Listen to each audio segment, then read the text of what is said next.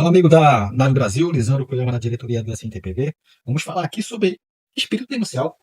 Você que tem plano de saúde, você que não tem plano de saúde, você que teve que tirar um familiar no plano de saúde, está com dificuldade de pagar a mensalidade, mas o que tem a ver espírito negocial com o tema plano de saúde? Me acompanhe até o final desse vídeo que você vai ver qual é a relação entre plano de saúde e espírito negocial. Esse espírito negocial, tirei do comunicado da Nave Brasil, o último comunicado interno que se dirigiu aos seus empregados, chamado Notícias ACT, número 21/2025. Esse comunicado foi divulgado no mesmo horário em que a Assembleia divulgava o resultado da deflagração da greve, né, na categoria da Nave Brasil. Vamos destacar aqui um parágrafo interessante e entender o que isso que significa.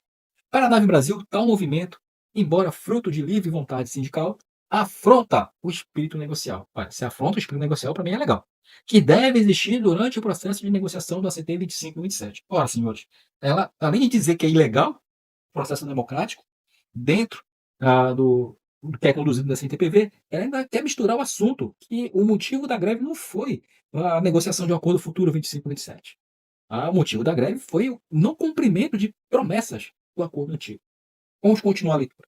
Podendo, inclusive, dificultar o prosseguimento das negociações para a prorrogação do acordo vigente, cujo quarto termo aditivo, assinado em 28 de agosto, é válido até o dia 30 de setembro. Senhores, aqui está demonstrada a verdadeira face da administração da Brasil. É uma administração que não está preocupada com o seu corpo funcional, não está preocupada com o maior patrimônio desta empresa, desta estatal, que faz essa estatal funcionar. Ela não está preocupada se o empregado está com problema de saúde, tratamento, tem um familiar que está fazendo terapia, tratamento, e depende exclusivamente do acordo coletivo de trabalho. Está preocupada com seu cargo, com a imagem da administração, com a sua cadeira, mas não está preocupada. Ameaçando, além de dizer que é ilegal uma manifestação democrática, ainda ameaça em não prorrogar um acordo coletivo de trabalho. Essa é a verdadeira face da administração da Nave Brasil. E o que é espírito negocial, senhores? Eu procurei no Google, ChatGPT, Gemini, e cheguei a uma conclusão nesse texto, em que o espírito negocial é uma postura num ambiente de negociação em que as partes têm disposição para dialogar, ceder, construir soluções consensuais, no que representa a boa-fé de cooperação, né, para a construção de uma composição de interesses entre empregados e empregador. E a gente acreditou nisso, acreditamos em 2023. Através do espírito negocial, está aqui a ata de audiência de conciliação no TST, assinado entre Nave Brasil e a SNTPV, que vai completar 2 anos, 2 anos agora no dia 3 de outubro. E entre os compromissos, não vou falar de PCS, não vou falar de concurso público, vou falar sobre plano de saúde. Para a próxima database, a empresa se compromete a buscar, junto à SESC, critério mais favorável de reajuste do plano de saúde. Temos evidência, senhores, que essa administração se preocupou em buscar realmente o critério mais favorável de reajuste do plano de saúde? Veremos. 2024, tivemos todas as operadoras de plano de saúde reajustando em 2 dígitos, senhores. Nenhuma abaixo de 10%. E que nós recebemos de reajuste na tabela de reembolso 4,23%. É o critério mais favorável? Reflita. 2025, tivemos novamente outro impacto, sim. A empresa que detém o maior número de segurados da estatal na sua apólice chegou a quase 22% de reajuste. E qual foi o critério mais favorável que o nosso empregador buscou?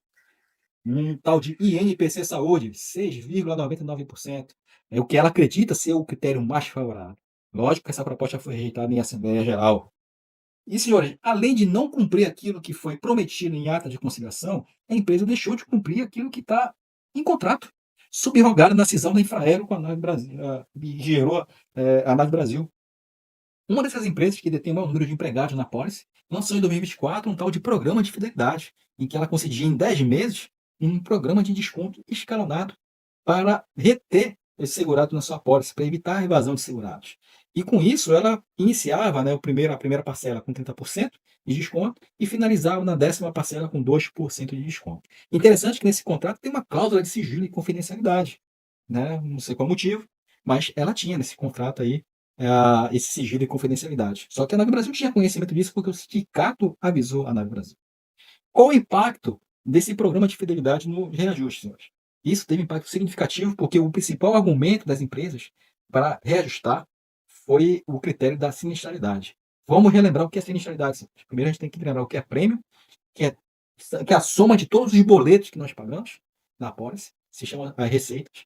e o sinistro, que são todos os custos da utilização de serviços de saúde suplementar, consulta, internação, tratamento.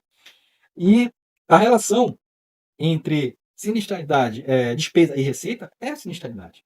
Então, quanto maior a despesa, maior a sinistralidade. Se você diminuir a receita, também aumenta a sinistralidade. O que aconteceu, senhores? A nossa sinistralidade contratual é de 70%, ou seja, se a gente gasta acima de 70% daquilo que nós arrecadamos, a empresa ela aplica o critério da sinistralidade para reajustar o plano de saúde, que é bem pesado, o que nós enfrentamos em dois anos seguidos. O que nós temos aqui na coluna laranja são os gastos e na coluna azul são as receitas. Então, se nós temos um contrato equilibrado que gasta até 70% do que é arrecadado, estamos dentro de uma apólice sustentável. Agora, se a gente gasta mais daquilo, se aproximando da receita, então nós temos que fazer um ajuste de contrato, um ajuste contratual na apólice. Temos que elevar a arrecadação, reajustar os valores das mensalidades. O que aconteceu quando essa empresa ela concedeu o programa de desconto escalonado, senhores? Ela diminuiu a arrecadação. E a arrecadação ficou muito próximo daquilo que a gente julgava podia ser um sinistro controlado. A gente podia estar abaixo do teto. A gente não sabe dizer, porque não houve transparência nessa apresentação. Então, pode ter sido usado como um critério, uma justificativa para aplicar a sinistralidade, porque se ela diminuiu, lógico, a receita, você diminui a gordura contratual. É como se fosse uma separação entre duas aeronaves. Se duas aeronaves estão com uma separação abaixo da regulamentar, você faz o quê? Um ajuste para que essas duas aeronaves se mantenham numa separação regulamentar. É que foi feito um reajuste contratual para manter uma separação, uma gordura entre aquilo que é gasto, a despesa, e aquilo que é arrecadado, a receita.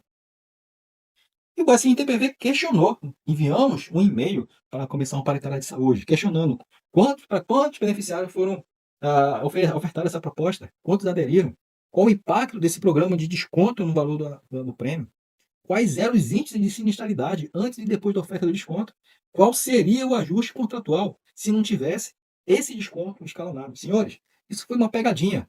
Isso quase que foi um cashback perverso.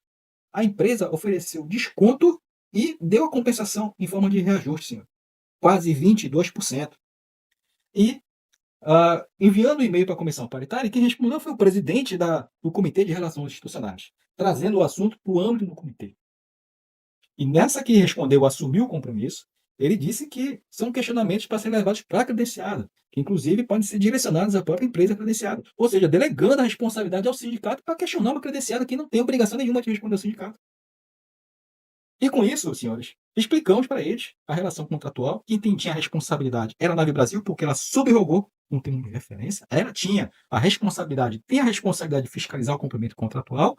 E depois desse dia 20 de março até os dias atuais desse vídeo, a publicação desse vídeo, não tivemos resposta. Este aqui é o termo de referência subrogado à Nave Brasil depois da cisão da Infraero.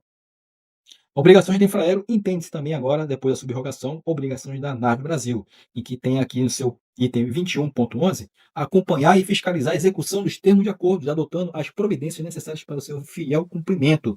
E a credenciada, senhores, tinha como obrigação no seu item 20.2.48, né, quando questionado a respeito do contrato, deverá responder impreterivelmente 5 dias úteis, sob pena de advertência. Nós subsidiamos a Nave Brasil com questionamento.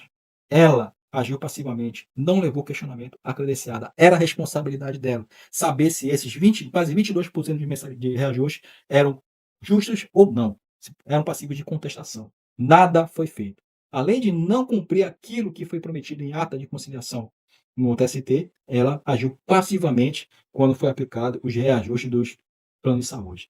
Isso eu interpreto, senhores, com uma má vontade administrativa, quando há uma resistência injustificada da gestão em cumprir deveres ou atender direitos por meio de atrasos, entraves ou negativas sem fundamento. Então, além de descumprir o pactuado, né, através de um espírito negocial, na ata de conciliação do TST, e ela vem falar nesse comunicado, espírito negocial, ela aceitou os reajustes passivamente, precarizando o benefício da cláusula 46, que é o Programa de Assistência à Saúde. Cada empregado fora da pólice, cada ente seu, cada ente da nossa família fora da pólice, gera lucro para essa empresa. É lucro para essa empresa. Precarizando aqui o benefício da cláusula 46. O que interessa para eles são os assentos, são os cargos. Ainda, nessas notícias da CT, ela comunicou o espírito negocial que, após uma reunião presencial com o sindicato, agendou 3 dias de reunião para continuar a negociação do acordo futuro. Mas, após a deflagração da greve, ela se retirou das negociações. Olha o espírito negocial dos administradores.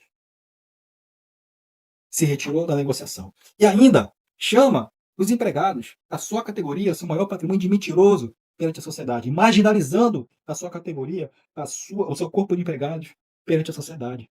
Dizendo que, ao longo do processo, ela tem se mantido aberta ao diálogo, mas ela se retirou da mesa de negociação, atuando dentro dos limites legais e institucionais de sustentabilidade. Novamente a palavra sustentabilidade. Sempre cita.